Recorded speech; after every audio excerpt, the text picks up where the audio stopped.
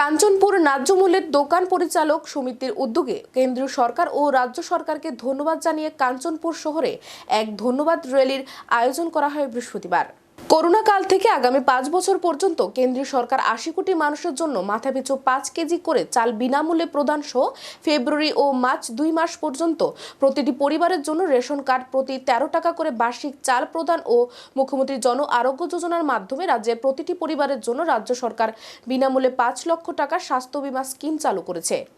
সেই জন্যই আজ কেন্দ্রীয় সরকার ও রাজ্য সরকারকে ধন্যবাদ জানিয়ে এই র্যালি বলে জানান কাঞ্চনপুর ন্যায্য মূল্যের দোকান পরিচালন সমিতির এক সদস্য। কাঞ্চনপুর ন্যায্য মূল্যের দোকান সমিতির পরিচালন সমিতির কমিটির উদ্যোগে মোদিজির মহৎ কাজ 5 বছরের জন্য 80 কোটি লোকের বিনামূল্যে খাদ্যশস্য বিতরণের গ্যারেন্টি এবং প্রতি কার্ডে এপিএল বিপিএল যে কোনো কার্ডে 5 কেজি অতিরিক্ত এডিশনাল চাল দেওয়া হইবে। এই উপলক্ষে আমরা আমাদের আজকে সুস্বাগতম জানানোর জন্য মোদিজিকে ধন্যবাদ, মানিক সরকারকেও ধন্যবাদ।